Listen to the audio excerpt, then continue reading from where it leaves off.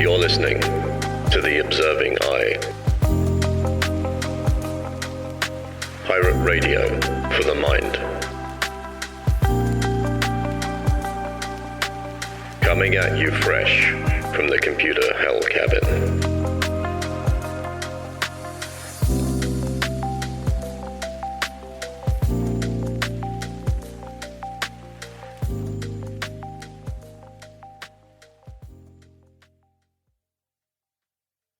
Hello, you beautiful lot. It's Friday, the 27th of January, week 4 of 2023, and your friendly neighborhood therapist is here to talk to you about all things well-being and mental health.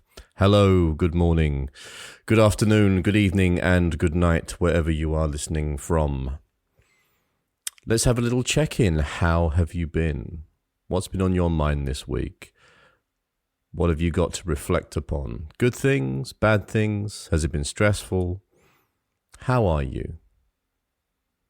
I, if you're interested, am pretty good. It's been another busy week. It's been a bit crazy. I'm feeling tired again, but it's all for a good cause. I do like my projects and spinning my plates. So today, on the theme of being busy, I'd like to talk to you about meditation. About what makes a good meditation practice and why a meditation practice is important. So the past few weeks I've actually gone back to teaching meditation in person, which has been fantastic. It's been a good use of time, and it's been very rewarding to spend some time with people and to help them just feel a bit more relaxed and calm in general. So I've been enjoying that. That's been good. But yeah, so why meditation practice? So meditation is all around sitting quietly with yourself, being present in the moment and comfortable with your thoughts. So not attaching to, not going down any kind of like rabbit hole of thinking. We're just being present. We're being aware. We're using our awareness. Now, sometimes I've heard people, when they've come to me to learn meditation, and they've said, well, I've tried learning this before, and the person said that you have to try and stop thinking. So that's issue number one that I want to talk about. Meditation is not about stopping thinking. The mind thinks. It's what it does. It's the same as trying to stop your stomach from feeling hungry or your lungs from breathing. It is designed, its purpose is to think. So don't stop it, because in trying to stop your brain from thinking, you're immediately creating internal conflict. You're trying to force something to do what it isn't designed to do. So don't do that. What we need to be doing in meditation is being aware of the thoughts, but not attaching to the thoughts. There's a really great spiritual teacher called Muji, and he describes this idea very, very well. And he says that if we imagine the sky is our awareness, okay? And our awareness is always there, always constant, just like the blue sky above the clouds, okay? Now the clouds are our thoughts. They coalesce and they evaporate and they move back and forth, constantly changing.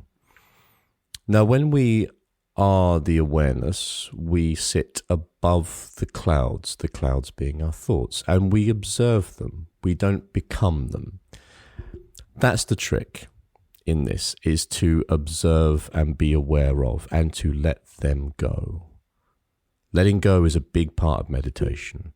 Let all of it go. By being present in the moment, we allow ourselves to not attach to past or future, not consider what's coming or what's gone before. We just exist in a state of observation, like internal observation. We can imagine meditation as though we're holding up a mirror to ourselves. We're exploring what's going on internally. We're going on a little journey to impartially observe what is going on with us and for us. Okay. Now that's a lot easier said than done, and I will tell everybody who starts getting into meditation, don't put expectations on yourself that you're just going to be able to do it. It's tough. It's no different to if you start going to a gym, right? And you start working out, and the first thing you do is you just think, yeah, I can lift 100 kilos, it's fine. You hit the heavy weights and you are destroyed by it. You can't even lift them. Don't put yourself too far down the road with meditation. It's exactly the same. You need to practice. You need to build up to doing this stuff. So start small. You don't need to sit there for an hour in your first 6 months, a year, whatever it takes of meditation practice. 5 minutes, 10 minutes, slowly build it up. You don't have to do it for long. Just gently ease your mind into that state of thinking. And at all times, just be compassionate with yourself. Oh, he's talking about compassion again. Oh. Yeah, I am. I talk about compassion a lot. Compassion and awareness. These are two key, crucial components to a good meditation practice.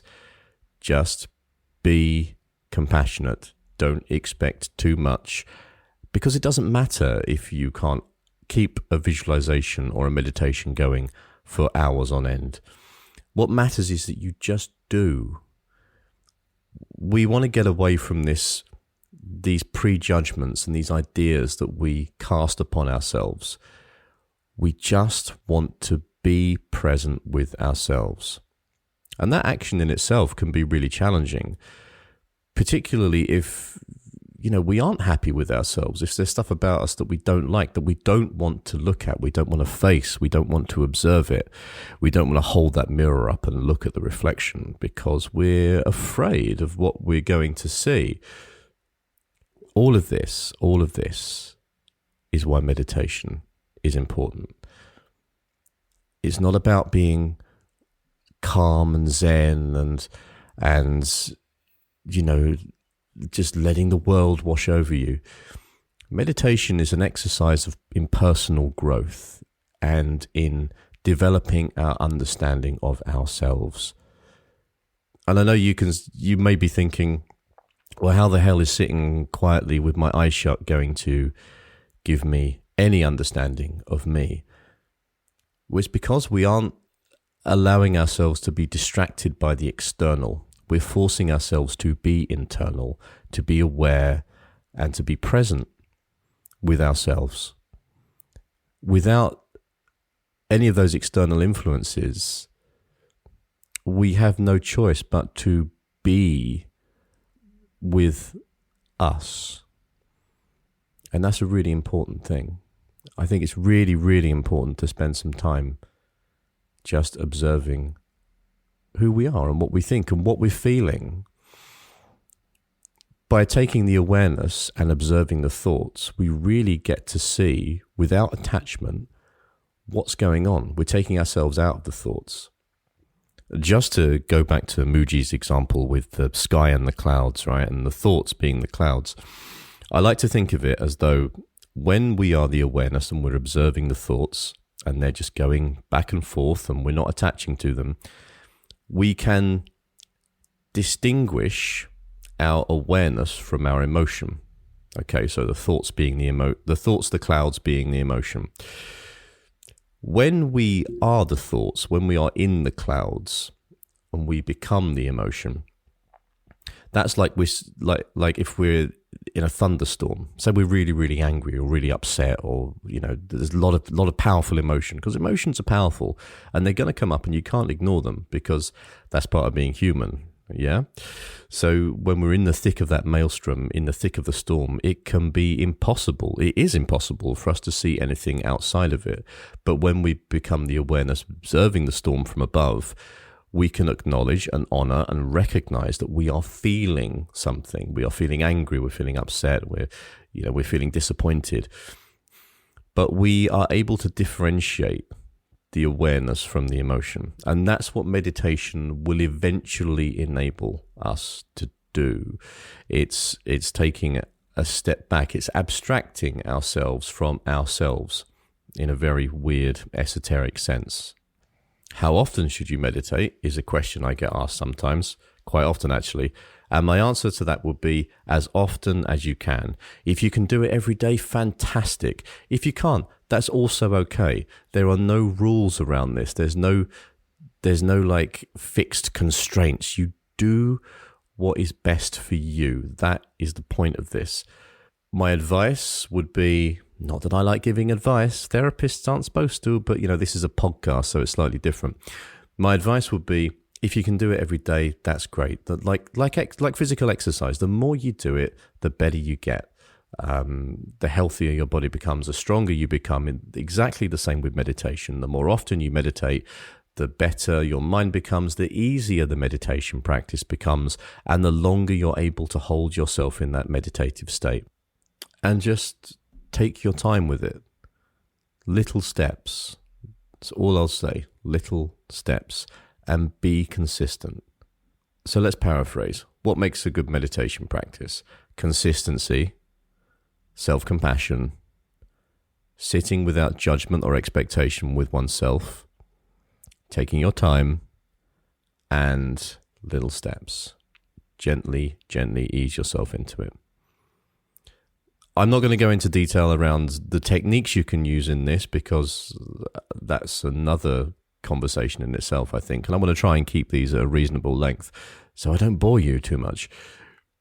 But of course, I am always keen to hear your feedback. So if you have questions around meditation, if you want some ideas on things you can practice, get over to the Substack page, which is theobservingi.substack.com, and leave some comments, and I will get back to all of you who have questions as soon as I can. That's it from me today. Wishing you all a wonderful, relaxed, and joy-filled weekend.